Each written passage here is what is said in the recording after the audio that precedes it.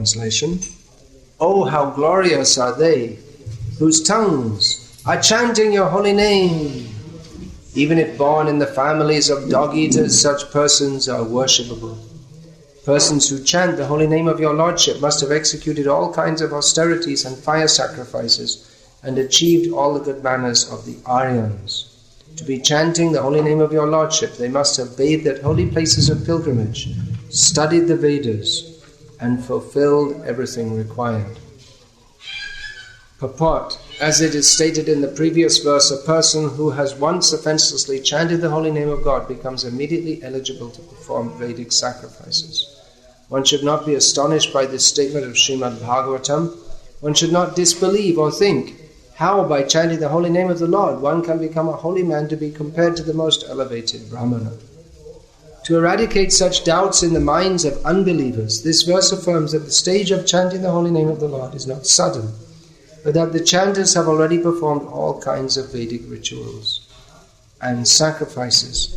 It is not very astounding, for no one in this life can chant the holy name of the Lord unless he has passed all lower stages, such as performing the Vedic ritualistic sacrifices, studying the Vedas, and practicing good behavior like that of the Aryans.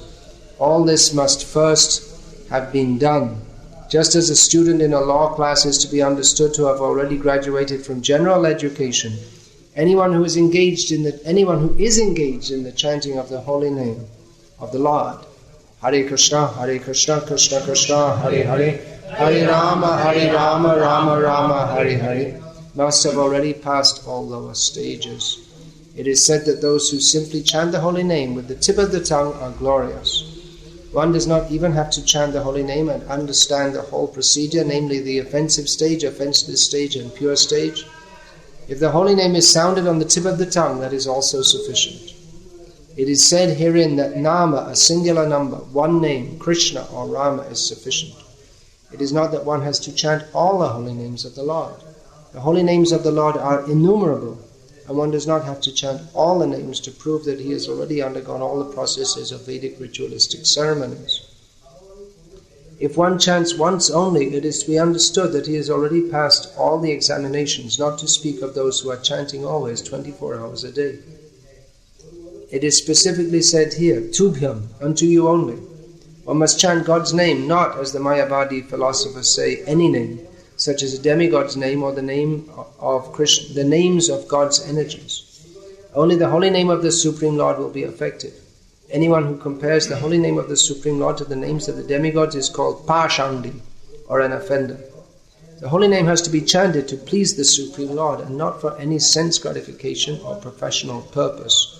If this pure mentality is there, then even though a person is born of a low family such as a dog-eater's, he is so glorious that not only has he purified himself, but he is quite competent to deliver others.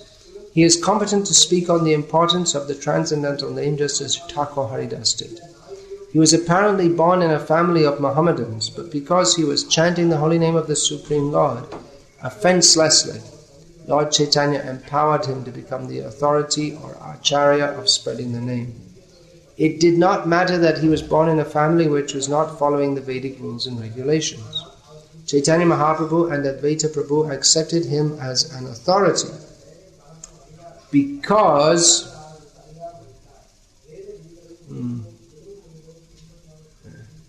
he was offenselessly chanting the holy name of the Lord. Authorities like Advaita Prabhu and Lord Chaitanya immediately accepted that he had already performed all kinds of austerities, studied the Vedas, and performed all sacrifices. That is automatically understood. There is a hereditary class of Brahmanas called the Smarta Brahmanas, however, who are of the opinion that even if such persons who are chanting the holy name of the Lord are accepted as purified, they still have to perform the Vedic rites or await their next birth in a family of Brahmanas so that they can perform the Vedic rituals. But actually that is not the case. Such a man does not need to wait for the next birth to become purified. He is at once purified. It is understood that he has already performed all sorts of rites. It is the so-called Brahmanas who actually have to undergo different kinds of austerities before reaching that point of purification. There are many other Vedic performances which are not described here. All such Vedic rituals have already been performed by the chanters of the holy name.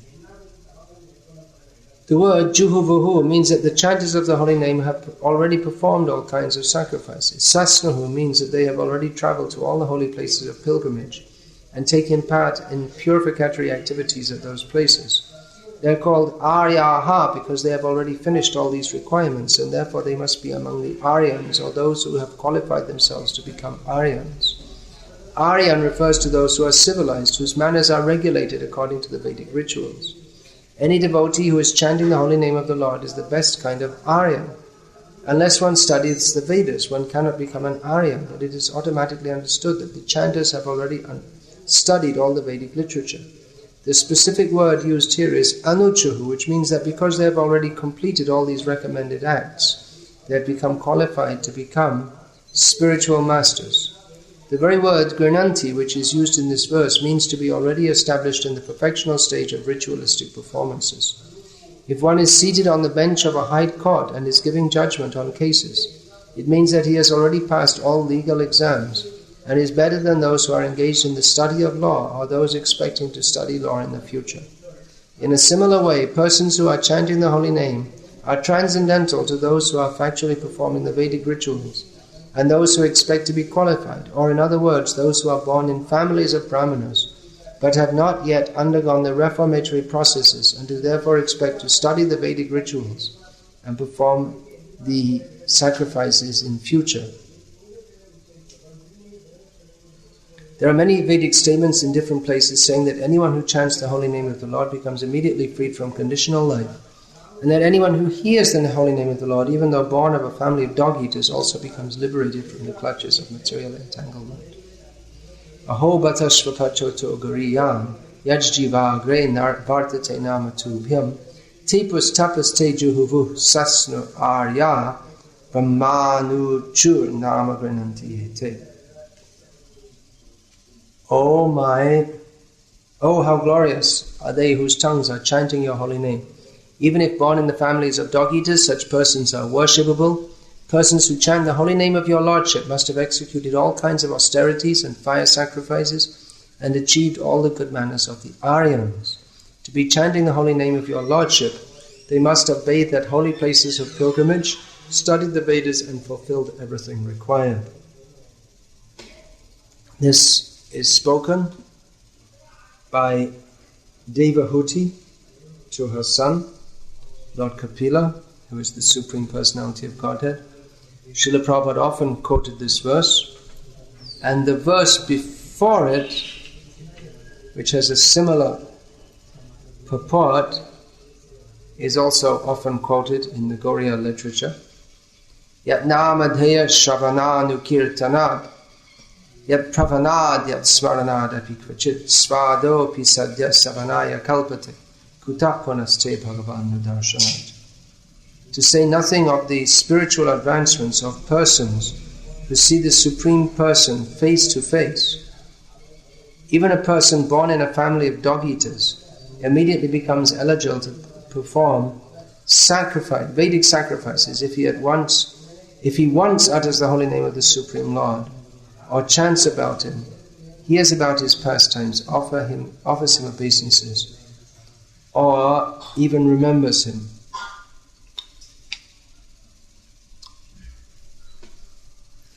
Quite an astonishing statement, which is why Aho! Devahuti herself, while introducing these says, Aho! Aho! Oh! Amazing! Aho Bhata! How wonderful, how surprising, how glorious. Yet a person who is born in a family of dog-eaters, which is pretty low. We don't expect any high culture from people who eat dogs. We don't see dog-eaters in India at the present time.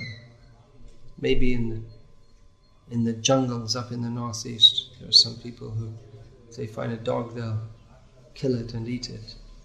Although it's still popular to eat dogs in other parts of the world. But anyway, from this we can understand that some things in Vedic culture have changed. It appears that at one point dog eating was, if not common, was at least known. not exactly in Vedic culture, but we can say on the edges of Vedic culture, in Indian society or whatever. There are certain people who ate dogs. And you can imagine that it would be considered very low. The culture is based on purification and purity. People, even a small thing of impurity, some small thing, a bird passes stool on them or something, and they have to go take bath. It's so much concern with ritual purity, and then how far away from that, how much at the opposite end of the scale is one who eats dogs, cooks and eats dogs. So the concept is there in Hindu society, asprishyata, untouchability. Such persons, if you even touch them, you become contaminated. The babies also. For one who's engaged in serving the Lord, a Brahmana who's specifically one who's engaged in deity worship or cooking, they shouldn't touch a baby, or in general they keep away. Women are one place and men are somewhere else, because women means they have children, they're always looking after children, and children, because they're not trained, they're always dirty. So that culture was there. Men and women are separate. There are many advantages to that also. One reason is just for the sake of cleanliness, because women in general, they look after children, and children are unclean. And the men, this is specifically in the Brahmana caste, those who are worshipping the deity, or anything, any activity, before studying the Shastra, one should be in a state of cleanliness. You'll see, at least in our ISKCON centers in Bengal, they always put the Panchapatra, so people, before giving class or touching the Bhagavad, after touching so many things, they'll perform archana. At least that much purification should be there. So the whole idea is purity. The Vedic society revolves around performing sacrifice. This is the way in which the whole society is uplifted. The Brahmanas are the spiritual heads of society, and they are qualified to perform sacrifices. They can be yajnik, or those who perform sacrifices, whereas the Kshatriyas, they would generally be the yajaman, or those who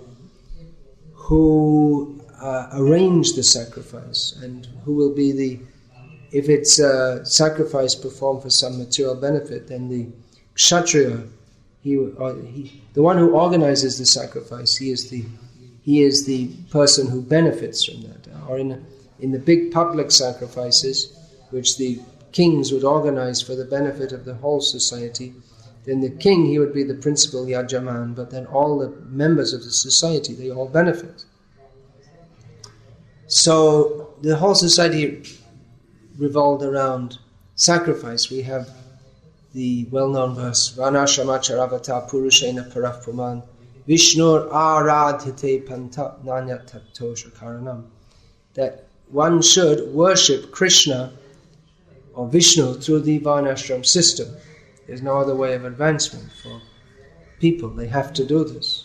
So the whole Varnashram society, we often hear talk about who's a Kshatriya, who's a Vaishya, and all this, but often devotees don't understand the whole point. The cooperation, what is that? It's social cooperation, but with a specific purpose. The whole society has a purpose, which there may be other sub-purposes. People want sense gratification, they want dharma, artha, karma, moksha, but the way to affect that is by performing sacrifices. Even sacrifices, dharma, artha, and karma, that's obviously, that comes from, or it's not difficult to see how that comes from performing sacrifice, but even moksha. Because, as described in chapter 4 of the Bhagavad Gita, by performing yagyas, then by performing this activity, it helps to awaken the knowledge by which one becomes detached from the world. So it's a purificatory process. And in this way, everyone in the Varnashram society does contributes towards the yajna. everyone is a sharer in the benefit that comes from the sacrifice. So it's not the Varnashram system isn't an exploited system. It's not that the lower castes are exploited or women are exploited because they're in a sub role, a subordinate role. But they also share in the benefit that is performed by the yajna. But it's essential that the yajna is performed by Brahmanas, Brahmana means they should be pure in word, in habit, in deed, in thought, and apart from that, they have to be trained to perform the yajna. There's so many qualifications to be a Brahmana, and there's so many things in the performance of the yajna. That's why they have all different kinds of priests to do different things. It's a very specialized thing, and you have to get it just right, or it doesn't work. Like in a petrochemical plant, everything has to be just. You have to have the right quantities of chemicals and at the right temperatures, under the right pressure, and then you get different kinds of polymers and plastics and nylons produced. It's a very exact science. It has to be done in a very controlled and exact way. So qualified Brahmanas are needed, and qualified Brahmana means they're born in a Brahmana family. That means they inherit. But it's understood that those who are born in a Brahmana family, generally it's understood that they're born because of previous pious activities which qualified them to take birth in that family. There may be Ravanas and Hiranyakashipus who are born in Brahmana families who are Ravanas and Hiranyakashipus, but generally the sons of the Brahmana, it's understood that they've taken their birth. Everyone takes birth according to their previous activities. So it's understood that someone who's performed pious activities in previous lives, they take birth in a Brahmin family. They're qualified and to take birth in that atmosphere. And then they're raised in that atmosphere, which is conducive to developing the mentality, the whole culture by which one will be a Brahmana. He's interested in spiritual life, or at the very least he's interested in religious life. There's a difference. The karma kandya activities, that could be called religious life, and spiritual life, well, that's on a higher platform altogether. But at the very least, the Brahmanas who are performing the ritualistic Brahmanas, karma kandya Brahmanas, it's a very pure lifestyle, and like that, word, thought and deed, and then from the beginning they have to be trained, and it's a lot of training and a strict discipline in the Gurukul by which one can become qualified to perform sacrifices. So it's understood that one who's born in a Brahmana family is because of pious activities performed in a previous life, and one who's born in a family of dog eaters, it means he cleared away enough of his previous past karmas that he didn't take birth in. He took birth in the human species, but practically that's considered subhuman. They have a human body, but by culture it's subhuman, savage. That eating dogs or hunting animals, and of course the Kshatriyas also sometimes they hunt animals, but we're talking about what are nowadays erroneously called the Adivasis in India. Erroneous because it's all based on the theory of evolution and Aryan invasion, but the tribal people, you still see them with primitive bows and arrows and going and hunting for some rats or something to shoot and eat. I mean, I didn't see any for quite a few years, but I have seen them. These tribal people, like that. Mostly they're on building sites nowadays. In the cities. Well, there are so many. You've seen in that, what is it, Panchmahal district? Around Godhra. You were traveling there? No, they're full of tribal people. So they're considered, they got a human birth, but they must have been very sinful in their past previous life. You get a body according to your karma. Swakarma phala bhukpuman. It's a simple principle that you, according to your activities, you get that kind of body. Purusha prakriti stohi punkte prakriti jan guna.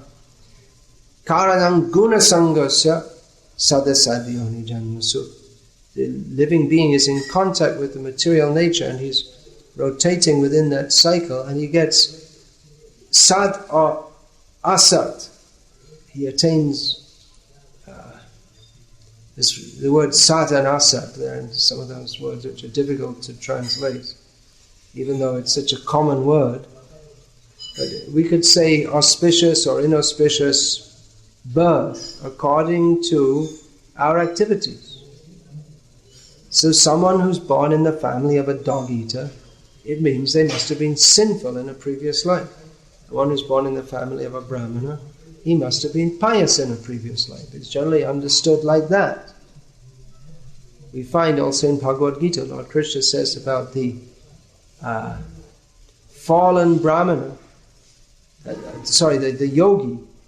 Well, generally a yogi is from Brahmin background. He's yoga brashta.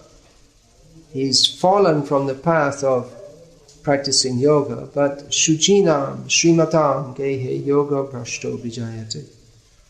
He is, he takes birth in a pious family, either a Brahmana family, or it doesn't say a Kshatriya family, or the other is in the Vaishya family, opulent family. At least that's how the Acharyas. Pious family. He doesn't. Now these are general statements. Just like we see, Hiranyakashipu was born of a Brahmana father. Ravana was born of a Brahmana father. And Prahlad was born of a demoniac father. So it doesn't always follow that the child takes after the nature of the parents. It's not always like that. But generally it is. It may be there may be some other extenuating circumstances. You know what the word, does anyone here know what the word extenuating? You probably don't know what that means. Extenuating circumstances means some other considerations that affect the situation. So, what is being stated here in this verse is that even if someone is born in a family of dog-eaters, if they are chanting the holy names of the Lord, in this verse and the previous verse, it's stated, they are qualified to perform Vedic sacrifices. And it's understood that in previous lives they've performed all pious activities. Now, generally you'll say, well, someone who's born in a Brahmin family, once they've taken the requisite training, they are qualified to perform Vedic sacrifices, and they must have performed all these pious activities in previous lives. And that's why they're born in a Brahmin family, and that's why they're qualified to perform sacrifices. But here it's said that even if someone is born in such a low-class family, he is qualified to perform sacrifices and he must have performed all pious activities in a previous life. Then the question comes, well, if they performed all pious activities in a previous life, how come they got born in a family of dog-eaters? How did that happen?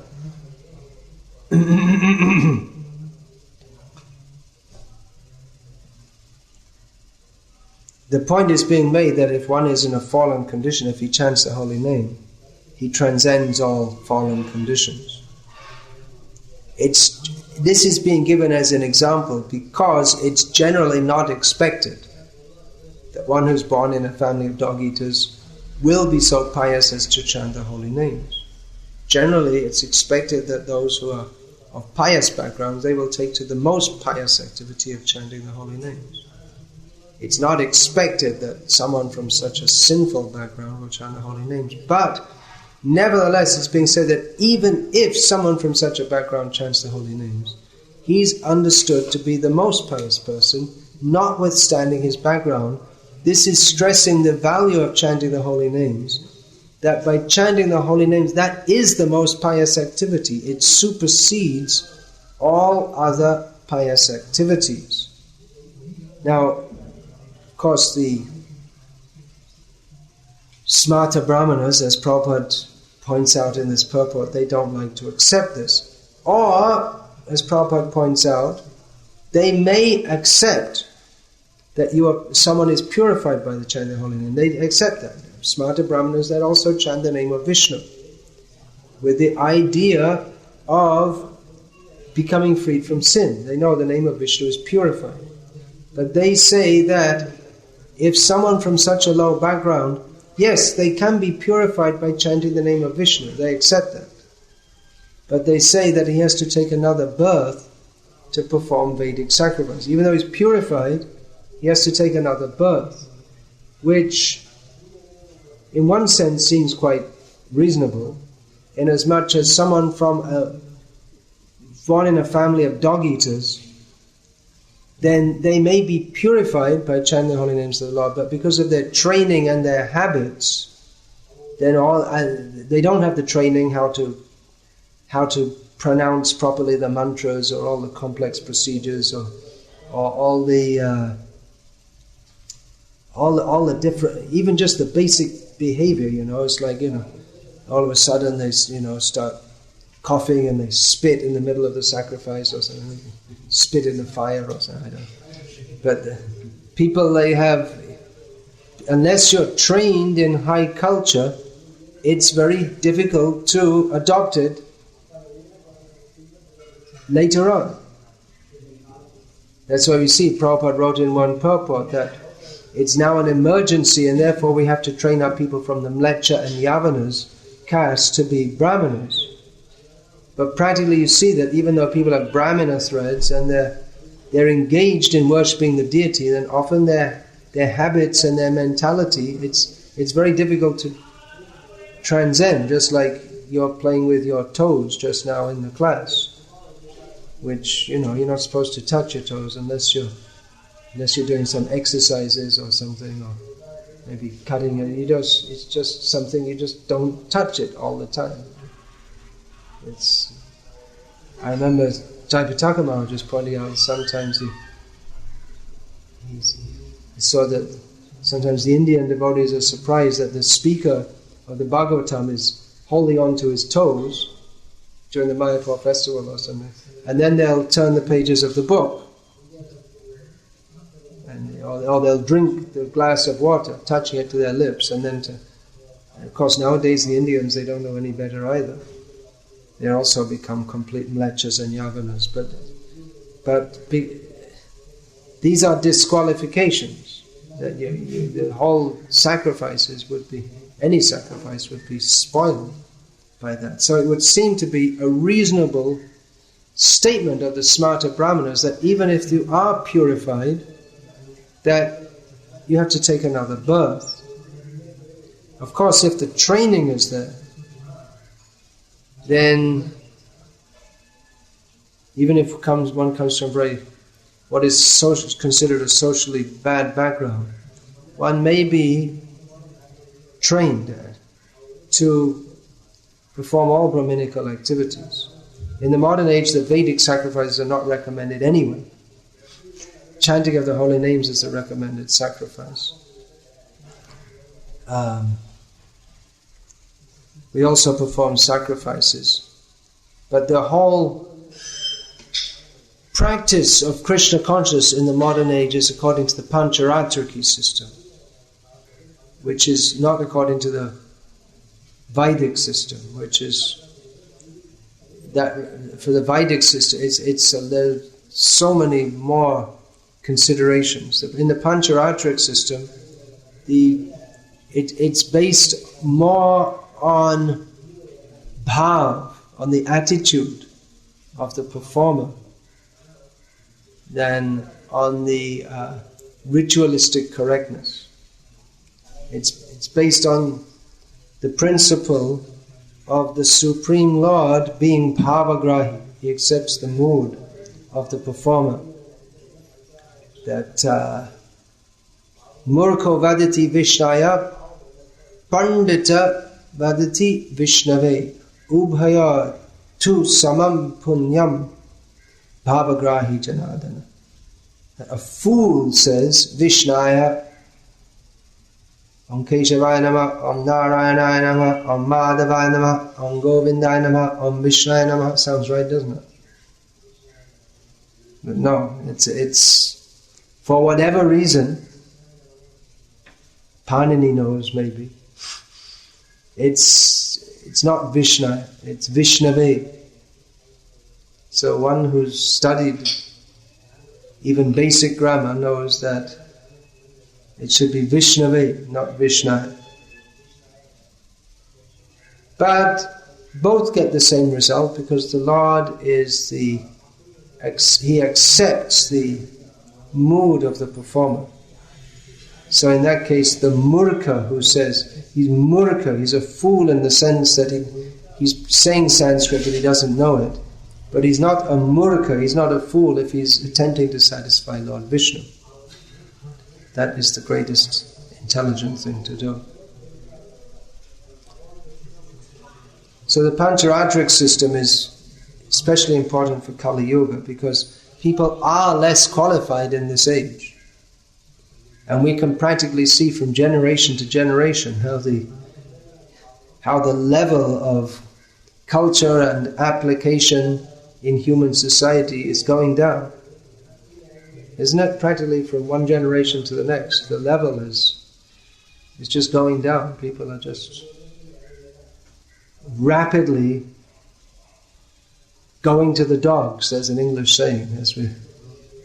It means they're becoming completely spoiled. So as we turn out dog eaters, you say, everything is going to the dogs.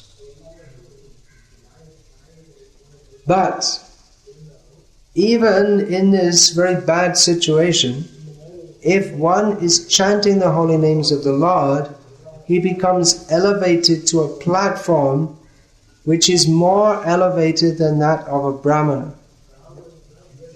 Now, there are some important considerations here.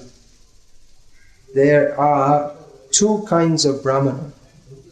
Of course, there may be many kinds, but within one system of classification, there are two kinds of Brahmana. One is the Vyavaharik Brahmana. It means according to Vyavahara, according to social custom, is accepted as a Brahmana. It generally means always means one who's born in a Brahmana family. And more so if he actually performs activities as a Brahmin. Even today in India, so many boys from Brahmana families, they're trained in schools, they learn Aveda, and they perform karma kanda for pious Hindus. Even today, that's going on. Just recently in Ahmedabad, on Ram Navami, we had in the temple a yagya. Jaswati Nandan Prabhu called Brahmanas, and I spoke to some of them. They said they'd recently graduated from the Vidyapit, which is not far from our temple there, and now they were engaged there. They were doing karma kanda. They told me we're doing karma kanda. It means they'll do rituals for people, perform sacrifices and inaugurate their motorbikes and their houses and things like this. And then Shraddh, that's an important thing they do.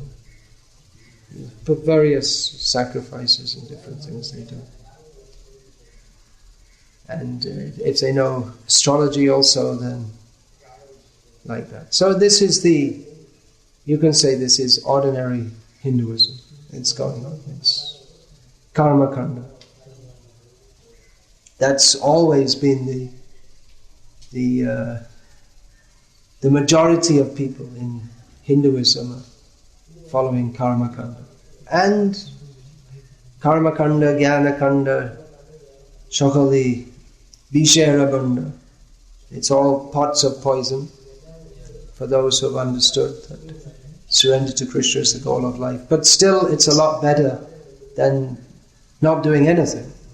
To be a pious Hindu is definitely a lot better than being a pious non-Hindu, such as a Muslim or Christian who eats beef and blasphemes the Vedic gods, or just a complete atheist, or someone who's not nominally Hindu but they have no interest in all these things. So, from one perspective, it's nonsense. From another perspective, it's a much better brand of nonsense than other brands of nonsense. As Srila Prabhupada said more than once when he was asked, is it better to be a Christian believing in one God or a Hindu believing in many gods? And Prabhupada, on more than one occasion, says it's better to be a Hindu. Because at least they're within the Vedic culture. They're more likely to... He didn't elaborate on that, but I can imagine that even in the modern day with Hindu culture so messed up, at least they're more likely to chant the names of Krishna and have some at least superficial respect for Krishna, whereas in other religious cultures they're more likely to blaspheme Krishna. And the Vedic culture is a scientific method for elevation, and they're more likely to do, they'll go, just like it's mentioned here, they'll go to holy places and bathe in them, which from one sense, again from the pure bhakti point of view, it's not very valuable, but then it's a lot better than going to visit Gangotri and taking bath at the Triveni. These are activities which they're preparatory activities for bhakti. So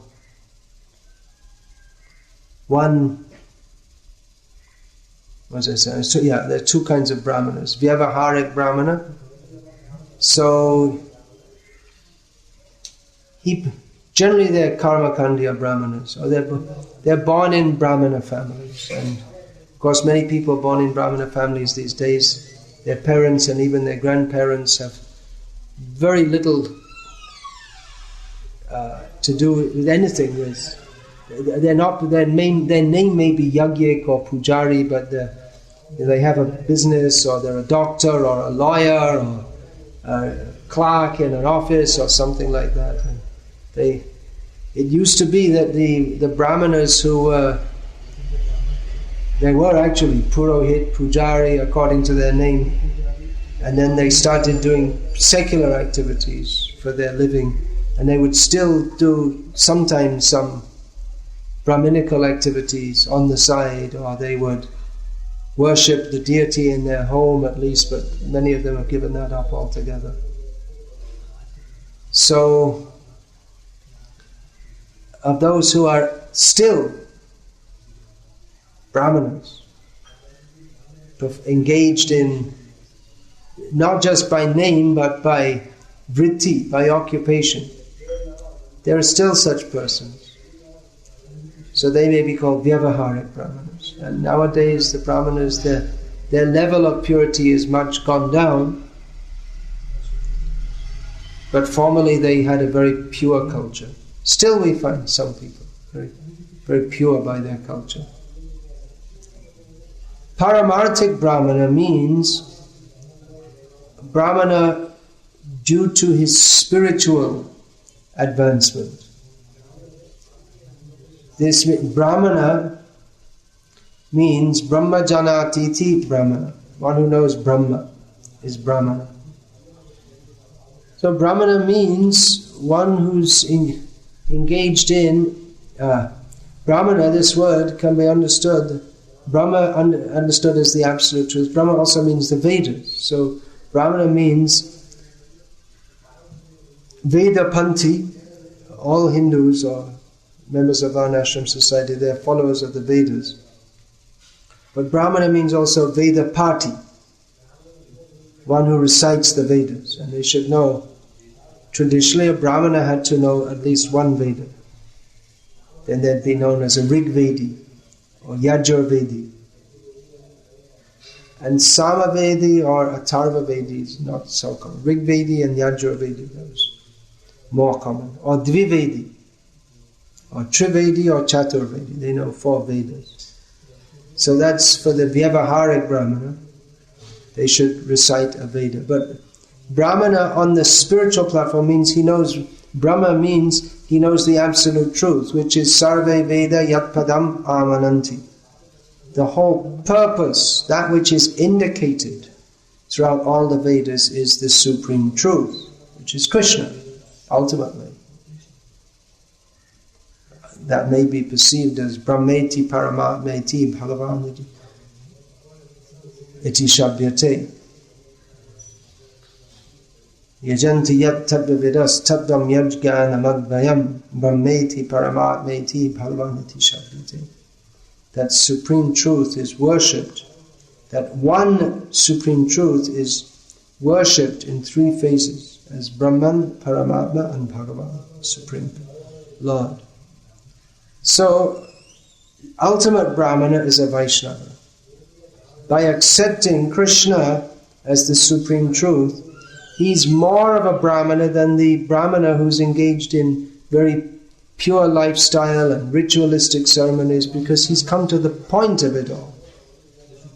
Whereas one who's engaged in karma kanda, he's still a long way from understanding the whole point, that the Vedas are not meant for the Trigunya Vishaya Veda. They're not, although the Vedas superficially appear to describe and recommend activities within the 3 modes of material nature, they're actually meant for something much higher. Pravritir sarva bhutanam nivritis tu mahaphalam.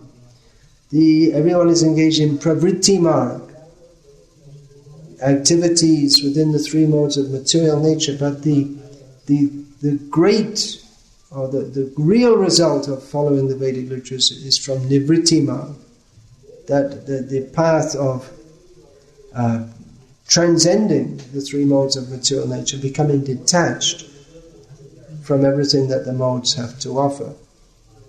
So ultimate Brahmana is a devotee of Krishna, and simply by understanding Krishna or accepting Krishna as the supreme truth, then he becomes in a better situation than the Vyavaharik Brahmana, even though the Vaishnava of a low caste or non-caste, below having any caste, the dog-eater is not from any caste. Caste means Brahmana, Kshatriya, Vaishya, Shudra, and then everything else is not caste. They're below having any caste. So he may be an outcast, but by social background. But because he accepts Krishna as the supreme truth, he doesn't know all the rituals or how to perform this, that or the other, or the rules of cleanliness, or he may not even know Shastra, all different things, points of Shastra, but because he accepts Krishna as the supreme truth, he's situated on essentially a higher platform. Because the Vyavaharik Brahmana, he's engaged in externals. He knows many things, but he's very much he hasn't got to the essence. Now, how is it that someone who, the Vedic path, you say, let's go back a bit here, the Vedic path is meant for gradual purification. If one is born in a Shudra family, and he gets the chance of paricharya, service to the higher caste, and by doing that, he gets born in a higher family. That's the general understanding. And gradually he gets the chance to take birth as a Brahmana. And then by taking birth as a Brahmana, that's right, you perform yagyas, and by performing yagyas, then gradually the knowledge will arise. That's the Vedic process. And then gradually one becomes detached. Then he comes to the point, atato brahma jignasa. After performing so many ritualistic ceremonies in the karma kanda, Then gradually he thinks, all right, now we've done that enough, now what's next? Let's inquire into Brahman, let's inquire into the absolute truth. So that's the that's the gradual process by which one over many births becomes purified. Of course, Chaitanya Mahaprabhu, when he was on, I just quoted this, Vanashamacharabhata Purushena Parapuman Vishnu Aradhyate Panta Nanya Tatto Shakaranam. There's no other way to satisfy the Supreme Lord than by worshipping him through the Varnashram system.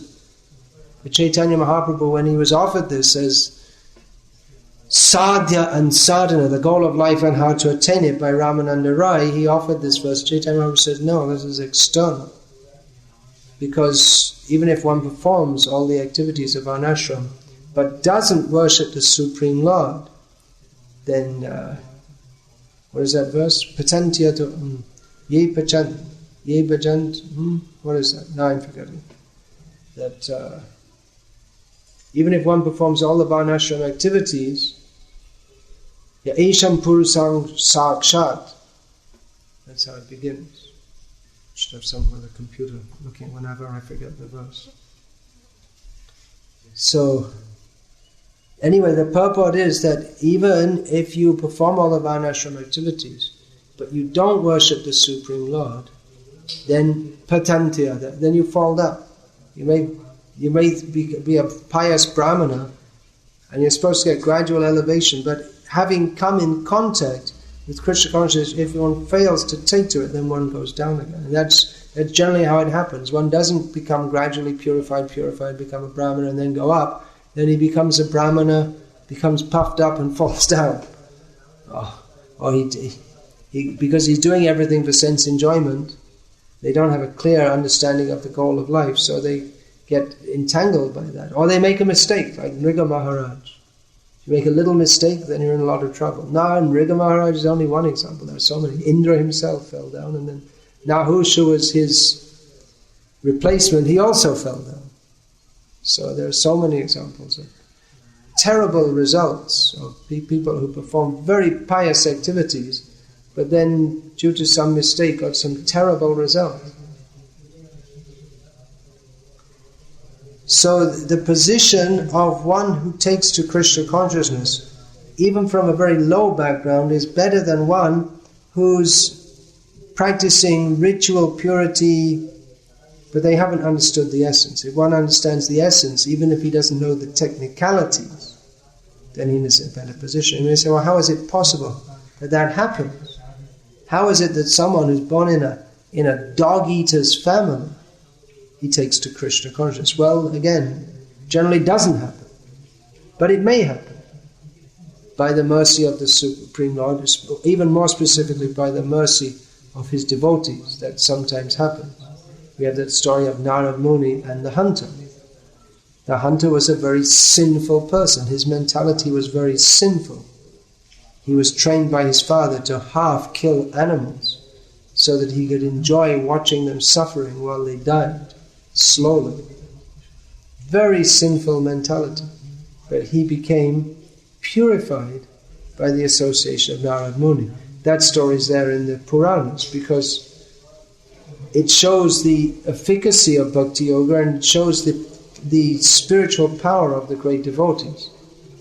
And it's there because Narad Muni may have delivered, or in the history of the world there may have been so many people who have taken to Krishna consciousness, but that story is there because it's unusual. It's unexpected that someone from such a background can take to Krishna consciousness. But the point is that if they do, they become worshipable even by ordinary Brahmanas. Although generally the ordinary Brahmanas won't worship them because they think they're better. But if they have more sense, then they will do. We find here in the purport, Srila Prabhupada gives the example of Haridas Thakur, who was born in a Muslim family. And we find in the case of Haridas Thakur that some Brahmanas respected him and others didn't. Those that didn't, they got in a lot of trouble. Now Haridas Thakur is an example of someone else who was born in a very low family, in a family of cow eaters. But he was actually someone who had performed all pious activities in a previous life, because he's Lord Brahma. But then how did he get in that situation? That again, it's due to some... It's unusual. Although he's Lord Brahma, he took birth in that family because he wanted to be cleared from what he considered the offense of offending Krishna. He wanted to be in a humble situation. So, although he's the most pious person in the universe, to get the position of Lord Brahma, one has to be considerably more pious than Indra.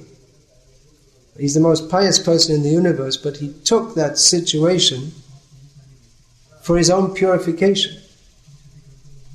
Now we find that Haridas Thakur, among the assembly of Pandits, he established that the holy name will grant one liberation, not even as its main result, as a side effect of chanting the holy names. One can get liberation from material bondage, which generally that's described in the Shastra, to get free from material bondage. It's a big project. It takes many births and very difficult. Then one can get freed from material bondage. Haridas Thakur said, no, it's just a side effect of chanting the holy name. And then certain people there couldn't accept it, specifically that Gopal Chakravarti, who was born in a Brahmin family. He said, how can that be? It's so easy to chant the... To get liberation is such a difficult process, prolonged process, and you are saying that by chanting the holy name, which can be done very easily and quickly, you get liberation, and that's not even the main result. So it seemed that the protest of Gopal Chakravarti was very reasonable, but it wasn't. He was wrong. Now, how is it that Haridas Thakur was able to quote all these things from Shastra? Because he wasn't born in a Brahmin family, he wasn't trained in Shastra. How is he able to quote all these things? Well, we don't have any record of that, but we know, of course, he's Lord Brahma. He studied all the Vedas 3 times and came to the conclusion that Krishna is the Supreme Personality of Godhead. And the Vedas, from Lord Brahma's perspective, are much more elaborate than what we have present in the world at the present time. But having taken birth in a Muslim family, then he would, just like any Vaishnava, maybe a great Vaishnava, but when you're born, it's as if you know nothing, in most cases.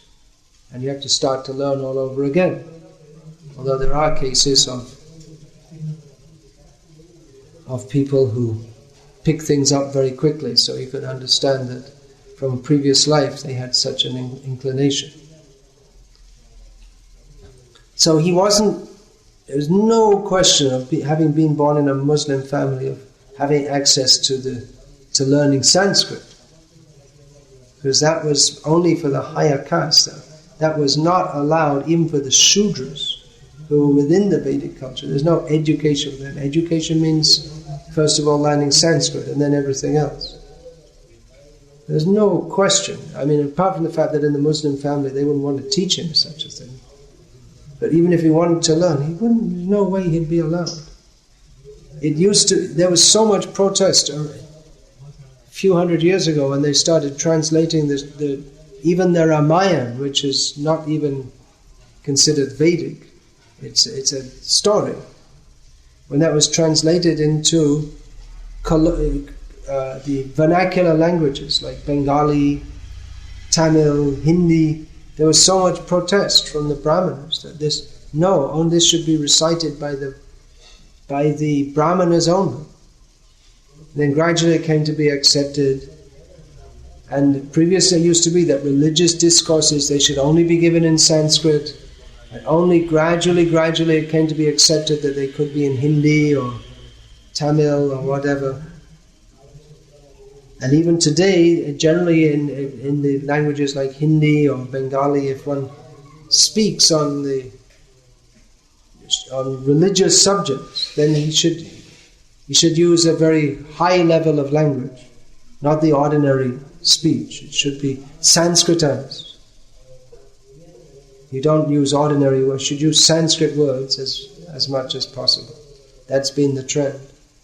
So it came to be accepted that, all right, you can speak in Hindi or Bengali or whatever, but with good admixture of, should be Sanskritized language. That's good. Even now they say that Shuddha Hindi. Pure Hindi means there should be lots of Sanskrit words and not Urdu words or like this. And then when English started to be introduced in India, then they thought that if you use any English words in a religious speech, well, that contaminates the whole thing. That's what they thought. Because it's mlecha bhasha. Nowadays we find Indians, they prefer to have the speeches in English. So it just giving some idea of the culture. There was a lot of resistance to infiltration, because the point is that the Vedas are in Sanskrit and they're not changeable. They're Shruti, and it's in Sanskrit means that that's its protection, that's its preservation. Whereas once you change, because Sanskrit, it's a very systematic language. Once you put it in a vernacular language, then anything can happen.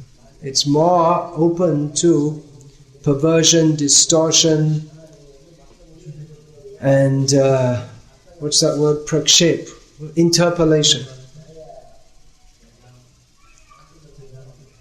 Plus the fact that there's a whole different feeling associated with it.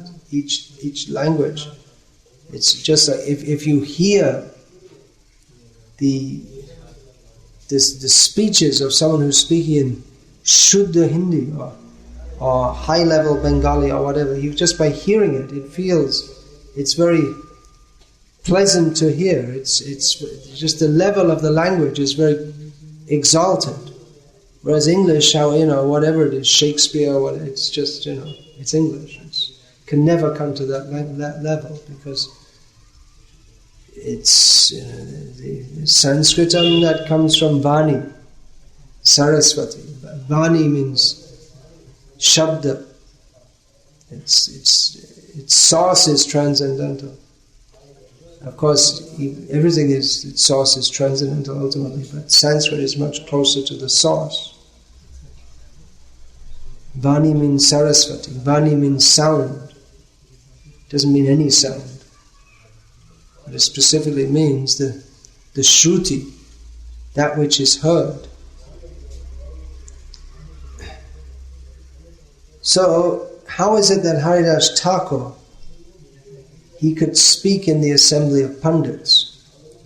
Well, there are different theories, and none of them are substantiated. It's generally thought that in his youth he must have had association with some Vaishnavas, and he must have heard something from them and learned.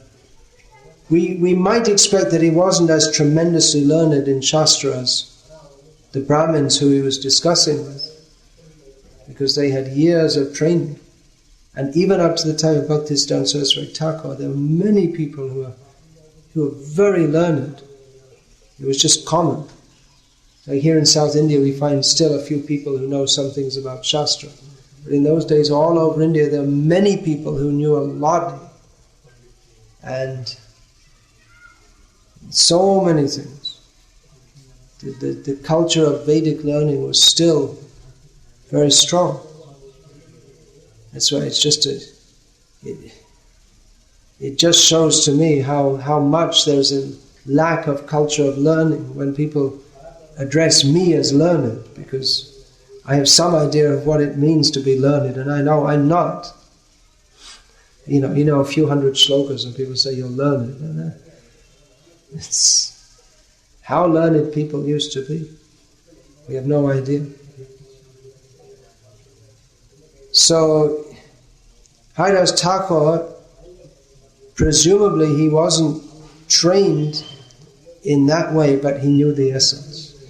Not only theoretically, but by his chanting of the holy names day and night, he demonstrated that he knew what the essence is.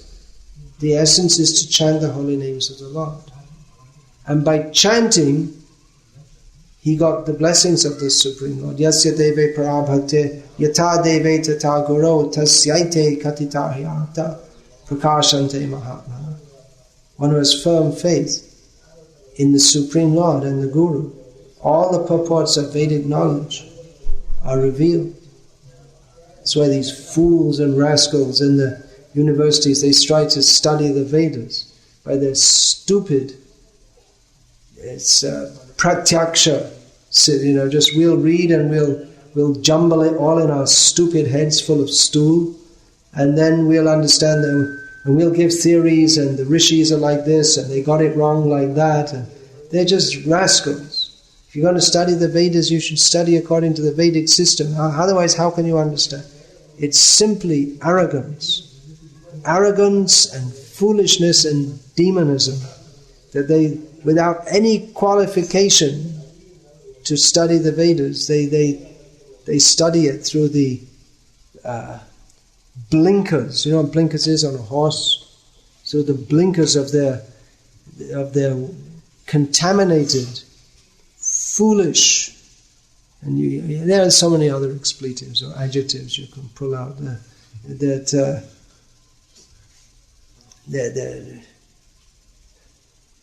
adhakikshita. They want to, through what they can see. So if we're to study the Vedas, we should do so by the Vedic system, in which everything is revealed to one who has faith in the Supreme Lord and his representative. Then the purport of the Vedas is revealed. Otherwise you can study the Vedas and become a good scholar and have some superficial understanding, but the actual essence you don't understand. So who is the Guru of Haridas Thakur? That's another thing which the biographer, that means that he's mentioned in Sri Chaitanya Charitamrita and Sri Chaitanya Bhagavat, in both extensively. It's not stated who his Guru is, or even if he had a Guru. It may be that he didn't specifically have a mantra guru. It may have been that no one gave him mantra initiation. That would have. It's difficult to say, because you can only guess or speculate, because there's nothing written about it. But anyway, the fact is that he is Nama Acharya. It's not known who his Guru is, but he's the Guru of the whole universe by his activities of chanting the holy names. So his was a case of someone who was born in a very low family of cow eaters, but who is worshipable by the whole universe, and who actually in a previous life had performed all pious activities. Then one time a devotee asked Prabhupada that it's a well-known that how it's said that one has to have pious activities before one comes to Krishna consciousness, but we didn't have any pious activities in what we saw of our lives. Prabhupada said, I've made your pious activities. And what does this mean, pious activities? Here it's stated that it's understood that people who are chanting the holy names of the Lord, that means they're fully pure Vaishnavas are being referred to here. One who have nama ruchi, they have taste for chanting the holy names of the Lord. It's understood that they've performed all pious activities in previous lives. We also find in Bhagavad Gita, the Lord says, Yeshang tvantagatang papang jananang punya karmanang tedvanva moha nirmukta bhajante mang duravrataha. That one who is free from sinful activities and who has performed pious activities in this life and the previous life, and who is free from the dualities of delusion, such a person engages in my service with great determination. So again, pious activities are being stressed. But then we also find in one of the essential verses of Srila Rupa Goswami, he says, Krishna Bhakti Rasa Bhavitamatihi Kriyatang yadi kutopi labhyate tatra lolyam api mulyam ekalam. Janma koti sukritaya na labhyate. He says that the Krishna bhakti rasa bhavita matihi, which is pretty difficult to translate. It means the consciousness, Krishna bhakti, you have to go backward, the consciousness of one who is overwhelmed with Krishna bhakti rasa. So one who's... So if you can attain to that state, Rupa Goswami says, then do so by any means. And what is required to attain that? Greed to do so. Strong desire. Not pious activities. He specifically says, not pious activities. He said, you may perform pious activities in many millions of lifetimes, but that will not give Krishna bhakti. So there appears to be a contradiction here. What is to be understood? There are different kinds of sukriti, or pious activities. Bhoganmukhi, mokshanmukhi, bhaktianmukhi. Pious activities that lead one to enjoy this material world, that's generally what is considered pious activities. Pious activities performed for the sake of becoming liberated from this material world, and then in a completely different category, pious activities which are conducive for coming onto or advancing on the path of bhakti.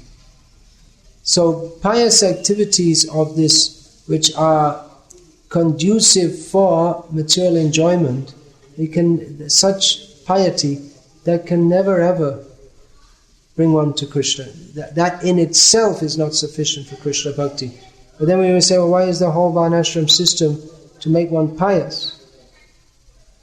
So that one can eventually take to bhakti. But that in and of itself is not the root cause of bhakti. It may produce it's meant to produce a background in which Krishna bhakti is more likely to take place. But in and of itself, it is not bhakti, and it doesn't bring one to bhakti. The vital point in attaining bhakti is bhaktistu bhagavad bhakta sangena parajayate.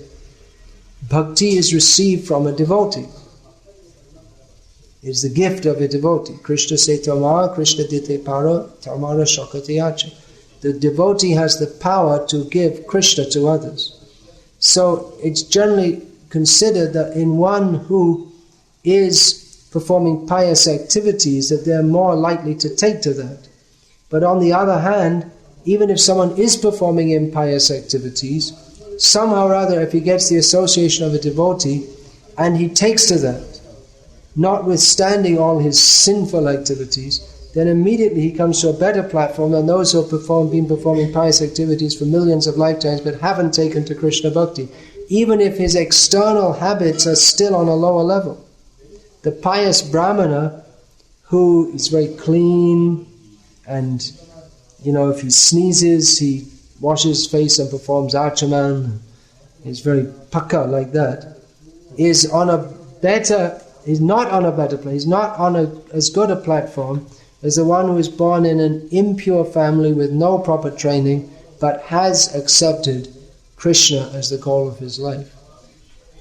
He's on a better platform. Even from the point of view of performing sacrifices, it would appear that the trained Brahmana is on a better platform. And actually, if one is to perform sacrifice, he should be trained in all these things, because sacrifice means there are certain procedures to be followed. But the devotee is intrinsically more qualified, because the sacrifice is yagyo vai Vishnuhu. Your sacrifice is Vishnu, and the sacrifice is ultimately meant for pleasing Lord Vishnu. Those who are not devotees, they don't really understand how to do that, because Lord Vishnu is bhavagrahi. He accepts the mood more than the procedures. He's more interested in the mood of the performer. So did the dog eater, who's no longer dog eater, you take to devotional service, you're not going to eat dogs anymore. Did he actually have all these pious activities in a previous life? Maybe. Maybe not. It may be different in different cases.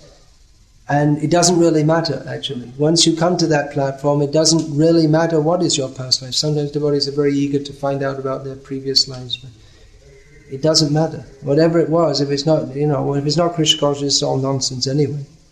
So if you had previous births, that means you were in Maya anyway. So what's the value of knowing that?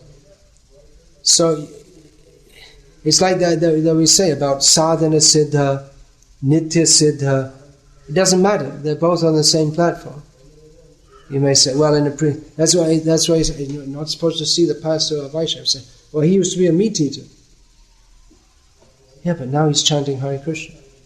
So he's on the perfect platform. To blame someone for activities they performed before they came to Krishna consciousness, it's very serious offense to a Vaishnava, actually. So it doesn't matter that much whether they were in a previous life performing this or that, but it's being pointed out that such a person, whatever results, if you're chanting the holy names of the Lord, whatever results you might have got from bathing in holy places, performing austerities, this, that, and the other, you're already on a platform beyond that anyway. You're in a better position. Someone who's chanting the holy name of the Lord, even though he's from a very fallen background, he is in a better position than someone who's from a very pious family, but who hasn't developed faith in the holy name of the Lord. That's the point that's being made here. Hare Krishna. Any more discussion about this? You want to rush off to the land, is it? Do you have photos of you making the bricks? Give me a whole bunch of them. I'll show them to people. That's important.